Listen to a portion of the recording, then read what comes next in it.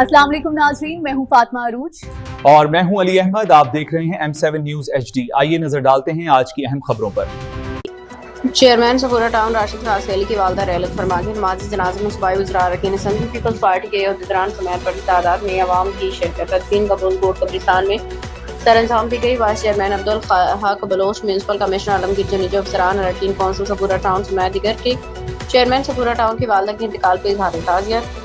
दुख की इस घड़ी में चेयरमैन सफूरा टाउन के साथ खड़ी है म्यूनसिपल कमिश्नर आलमगीर जनीजो। बात का नेमल बदल कोई नहीं हो सकता, बहुत बड़ा खला है जिसे पूरा नहीं किया जा सकता। अफसरान सफूरा टाउन अल्लाह पाक मरहुमा की कामिल मग़फ़िरत फरमाए। चेयरमैन सफूरा टाउन राशिद खान सैली की वालदा अदालत के बाद इंतकाल फरमा गई।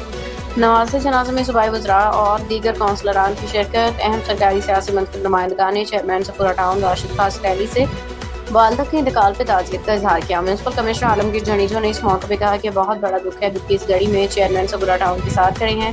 अल्लाह पाक को इस दुख को बर्दाश्त करने की इस्तिताअत फरमाए। टाउन के अफसरान ने ताज़ियत का इजहार करते हुए माँ ऐसा रिश्ता है जिसका नेमल बदल नहीं और नहीं हो सकता है कि बहुत बड़ा खिला है जिसे पूरा नहीं किया जा सकता।